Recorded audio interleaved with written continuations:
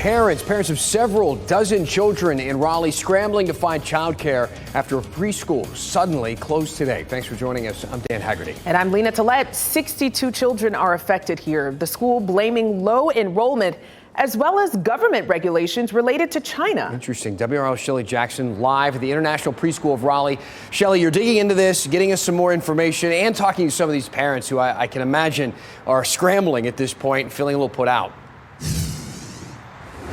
Well, they tell me they were blindsided. Just last week, the school was enrolling new students, but then Saturday night, parents got this letter, and today, the school is closed.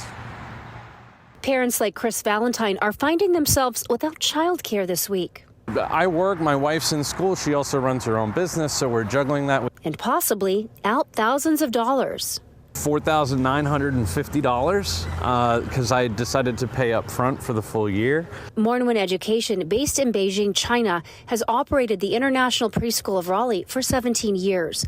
But suddenly it closed this week with less than 48 hours notice.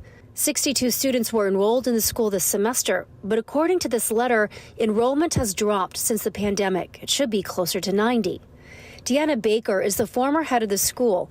She says she just learned of this decision Saturday and has very little contact with the Beijing-based company. That's the last communication that I received or the company here in the U.S. received from the company in China. Parents tell me the school was behind on rent, and the company says it would have to file bankruptcy if the landlord demanded all of the rent immediately. But Baker says the school was still enrolling students last week. Today I had parents out here who had literally just enrolled their child on Friday. Baker says she doesn't know if tuition will be refunded for parents like Valentine. I can't answer those questions. Again, I am an employee and not an owner.